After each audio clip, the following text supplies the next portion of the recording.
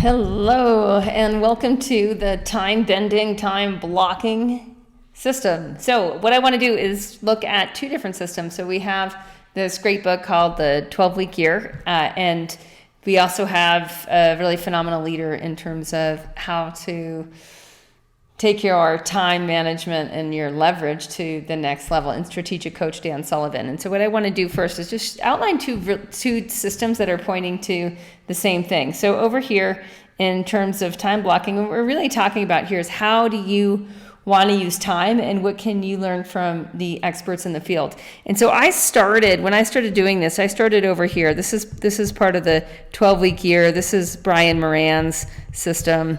And what he does is he says basically in any given day, you want to block your time in terms of strategic activities, in terms of buffer activities, or in terms of breakout activities. And let me describe what those three are, and then we'll go into Dan Sullivan's system over here on the types of days. Because what Dan Sullivan of Strategic Coach does is he says, it's too much to jump around throughout the day. What he likes to do is just have one, if you will, guna, to borrow an Ayurvedic term, for that day. So what is a buffer activity? That's where you've got a lot of different communications and little things going on. What is a focus day or a strategic block over in Brian Moran's system? This is where you really have a focused chunk of like getting it done. Things that require deep focus, that require undivided attention. And if we look at this, actually from an Ayurvedic perspective, the buffer activities are they're really actually quite vata, if you will, right? There are a lot of attention going this way and that way and that way. And we want on those days, if we actually look at the gunas, this is the guna of Rajas. And Rajas is the energy that goes out, and it's very active energy. So on buffered blocks or buffered days, and I'll show you how I've chosen to go to Dan Sullivan's system over here and just have day blocks because it helps me actually relax and align to whatever I've said, like, hey, that's what this day is going to be all about. And I start to actually develop a weekly rhythm that like, hey, every Monday and Tuesday for me are for these more vata type, rajasic type activities. If we then look at the strategic blocks or the focus over here, these two are really connected. And what this is the energy of pitta, if you will, where there's a lot of direction, and there's a lot of fire, and there's a lot of obviously of focus and of strategy. These are the mental attributes of sadhaka pitta, of the part of our awareness that likes to see where we're trying to go and get us there, really make something happen. And that requires undivided attention. So the biggest difference between, if you will, these focus types activities or strategic type activities is that we have focused attention, where again, if we go back to the buffer activities, right, we have actually divided attention. So this is where our attention is going in multiple directions, right? Awesome. Yeah, good. We need to be able to do that. I mean, some of us wish that we could just always have focus days, but at the end of the day, you need time to do the little things that actually prepare you to have focus days. You need to do the things that prepare you so that when you have a strategic block, when you're putting a strategy into action, you know that you did all the little things that lined you up to be able to do that deeper strategic work, that you know that you've aligned the conversations that you've had, the planning that you've had, all that in the right situations so you can actually get the work done. Which leaves these two others, like what's going on over here in terms of breakout and free days. So I'm going to make a little room over here, right? This is interesting that there's a parallel here, and it's a little different. So free days and Dan Sullivan, strategic coach. He coaches entrepreneurs that usually have he has different levels at strategic coach. The first level is if your take-home pay after all company expenses, after everything, after taxes, is $100,000 or more. But really the groups that he coaches, his other coaches coach them up to $1 million in take-home pay, and Dan focuses on the people who have $1 million plus in revenue, the CEOs that have $1 million plus revenue in their take-home pay after the business is done at the end of the year. So in his system, he's really focusing on high-powered entrepreneurs. A lot of them are quite wealthy and have very successful businesses, and that's why they're wealthy. What he finds is that actually the more you attune to the system, the more free days you have. And I can't remember the number of free days Dan Sullivan has a year, him and his wife who co-owns Strategic Coach, but it's a lot. I think it's somewhere around like 180 a year. And that's obviously like weekends, holidays, and just days off. And on his free days, he is not thinking about work. He is not doing work. He's not doing buffer related activities regarding work. He is not doing work. He may have certain like ideas that he captures, things that come to him, but he is not actively doing work. And neither is his lovely wife. So this is more kapha. This is more where there's flow, if you will. There's more of a, if we can go that this is rajas. I'm not going to go, I don't think it really actually works between sattva, rajas, and tamas, because none of these activities are actually tamasic at all. They're more of just sattva and rajas. So I would say this is more of a sattvic experience of like deep freedom. Sattva is also over here in these focus and strategic days, because we're doing good work in the world. We're really aligned. If our work wasn't aligned, it could be tamasic. So don't worry about making it fit perfectly, but just to understand that free days in Dan Sullivan's system, this is where you block these off first in your calendar to actually start to create some boundaries for the work that you need to do, so that then what's left, right, is a parameter of time for you to do the work that needs to be done in that remaining parameter of time. You get to insert your buffer days and your focus days. So that's how that works. Over in Brian Moran's 12-week year system over here, he's suggesting a breakout block that happens ideally weekly, but eventually up to once a month, which would be like the outset. That would be like a beginner level. So you just start with once a month, where you take a day to a half day minimum. You break that out and you do activities outside of the office that get you into your liminal thinking space. So I'm gonna highlight this. We'll put a special color here, and we'll call it liminal thinking. So liminal thinking literally means thinking that's beyond the threshold. So when we're just doing focused activities and buffer activities, we're bounded by our own thinking.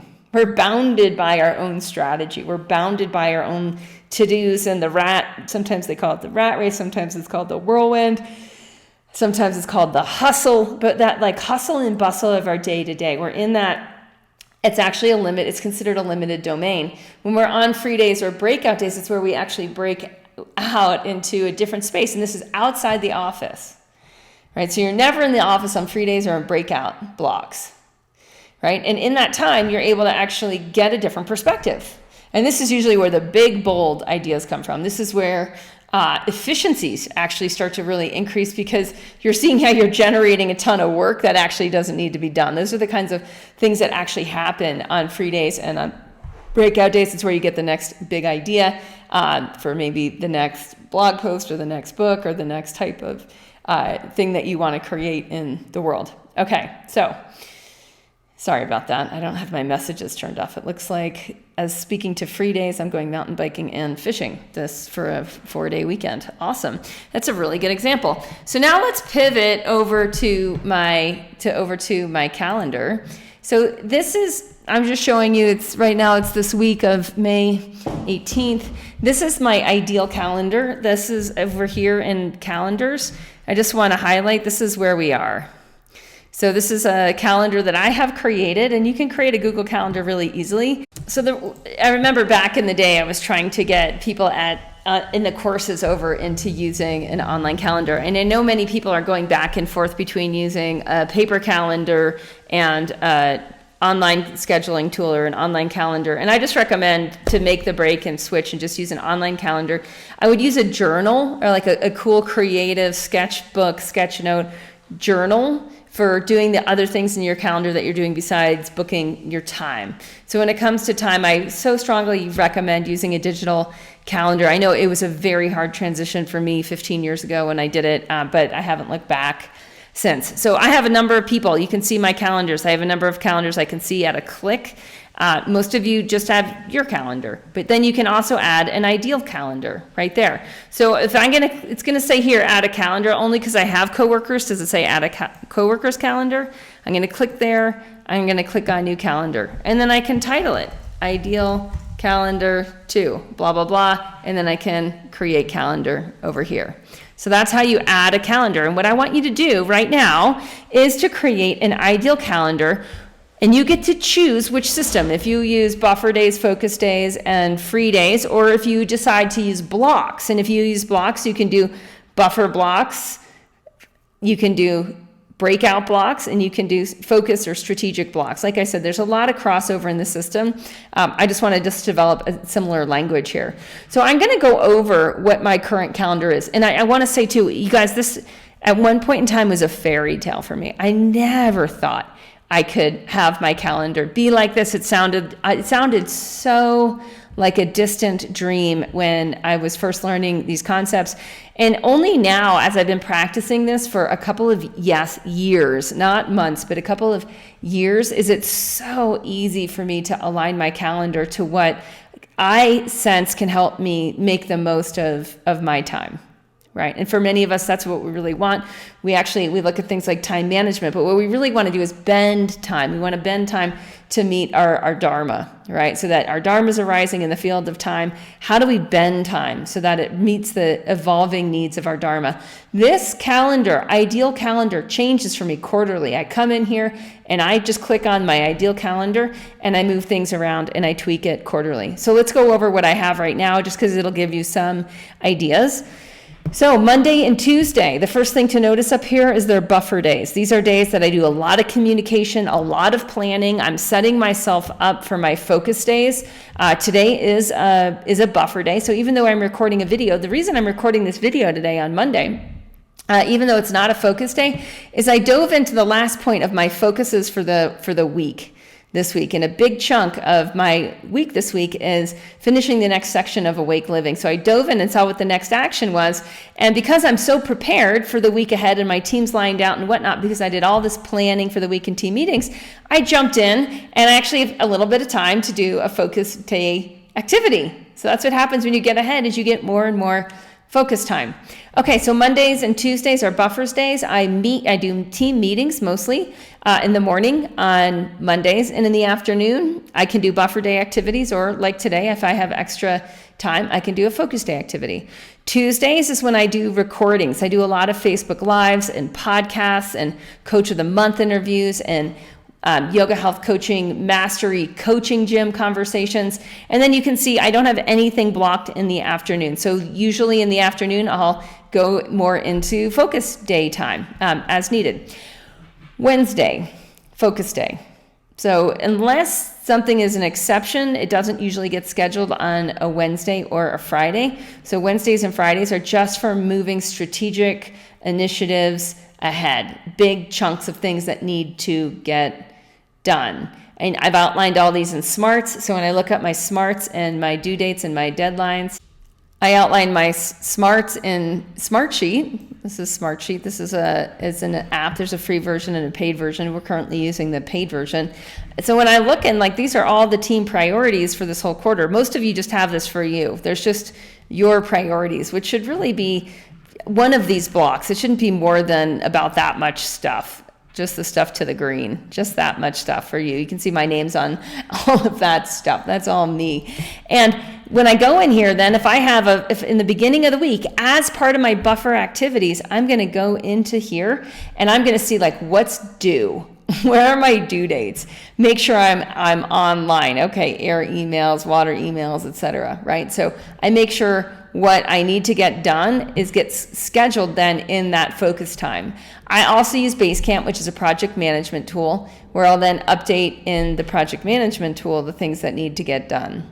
That way, when it's time to focus and do the stuff either in strategic blocks or focus days, I know exactly where to go. All the links are there ahead of time, all the pre-work. If I needed to ask someone, hey, where do I get this or that? All of that is updated in the project management tool, and I'm ready to go to work. Okay, so here I am in my BaseCamp. This is my project management tool, and when I click on my assignments and it comes to my assignments with dates, this is where we are, right? We're on Monday. So one of these things gives me all the links that's involved with this project that I'm working on this week, which is this Awake Living course.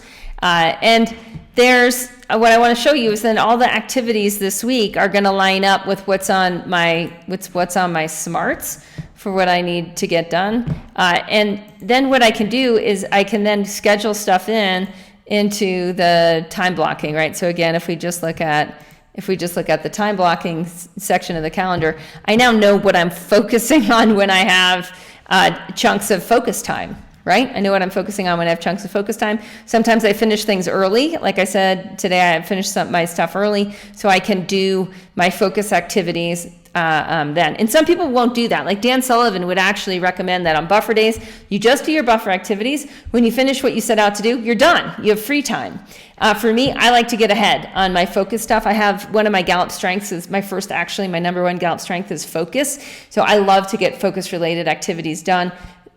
As far as we talk about these different systems, right, like what's working in these different time systems, and what I like to see is where things are quite similar and have a lot of overlap and where they're different. So again, in these systems, what we find is that some people do time blocking, some people do days. You want to get the concept and then make it work for you.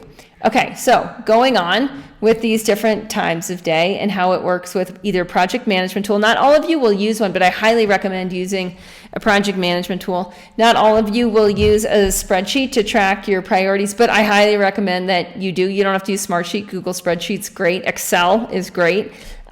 Where you might want to use Google is where you're communicating with a lot of people that need to have their eyes on the same thing. Okay, so now if I click on my calendar, this is what this looks like. So all the individual, if I take off ideal calendar, this is what my meeting rhythm looks like. If I add my course calls where I'm talking to people, you can see Thursday is a coaching day. That's when I have all of my coaching calls.